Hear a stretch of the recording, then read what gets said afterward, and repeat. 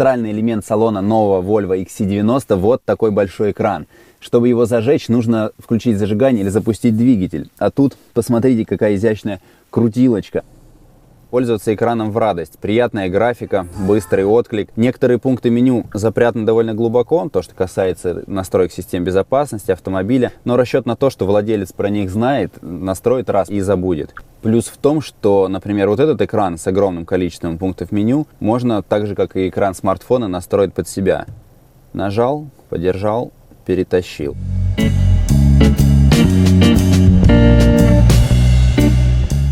Вот так при росте 176 сантиметров я помещаюсь сзади сам за собой. Посмотрите, какой запас по коленям. При этом ноги я могу подсунуть довольно глубоко под переднее кресло, при условии, что оно стоит в своем самом нижнем положении. При этом можно наклонить спинку, а можно подвинуть сиденье вперед.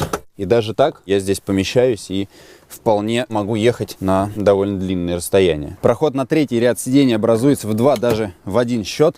А вот так выглядит посадка согласно билету. Третий ряд, 7-е место. Колени в упор, голова, считайте, тоже. Единственный вариант как-то обеспечить себе простор, это сдвинуть сиденье второго ряда.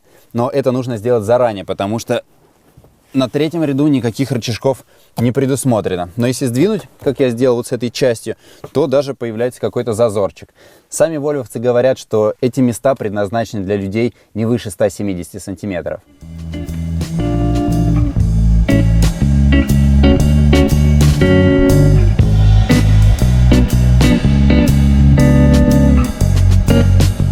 На стоянке пользоваться дисплеем одно удовольствие, но на ходу нужна привычка. Например, чтобы изменить режим движения, комфортный выбрать, либо наоборот более спортивный, здесь есть колесико-крутилка. Но штука в том, что им можно выбрать только предустановленный режим. Если озаботиться тонкими настройками и не позаботиться об этом заранее, приходится лезть довольно глубоко в меню. В случае с индивидуальным режимом я могу настроить каждый параметр по отдельности. Например, тормоза нормальные, динамические. Не чувствую никакой разницы. Параметры силового агрегата. Эко. Отклик на педаль сразу замедляется, такая ватная педалька становится. Нормальный отклик. Крены есть, но назвать их большими нельзя. Скорее, можно назвать не очень большой боковую поддержку. Я вываливаюсь в повороте из кресла.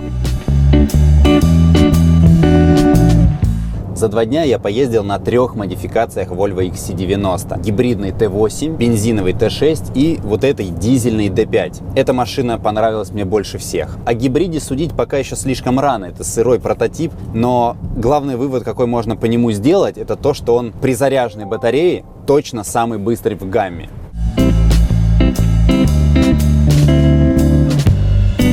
Бензиновая машина с 320-сильной надувной 4-кой T6 понравилась почти всем. Отличная управляемость, очень хорошая плавность хода, тишина. Главный минус — это звук двигателя. В первый момент, когда нажимаешь на газ, звук как от дрели, когда ты еще не успел воткнуть ее в стенку. Чувствуется, что этот мотор маленький. Он маленький именно по звуку, не по езде.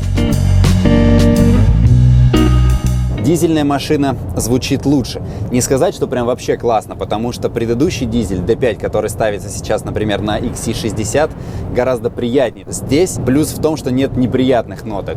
В случае с дизелем хотелось бы побольше тяги на высоких скоростях. Например, сейчас 100 км в час. Нажимаю в пол, поехали. И ускорение такое, что я могу довольно спокойно вот так разговаривать, и вот только сейчас 130. В целом автомобиль получился классный, но, по-моему, именно набор силовых агрегатов может осложнить Volvo борьбу с такими конкурентами, как Audi Q7, BMW X5 и Range Rover, ведь у каждого из них есть версии намного мощнее. Это раньше Volvo XC90 был сильно дешевле BMW и Audi, а теперь хренушки.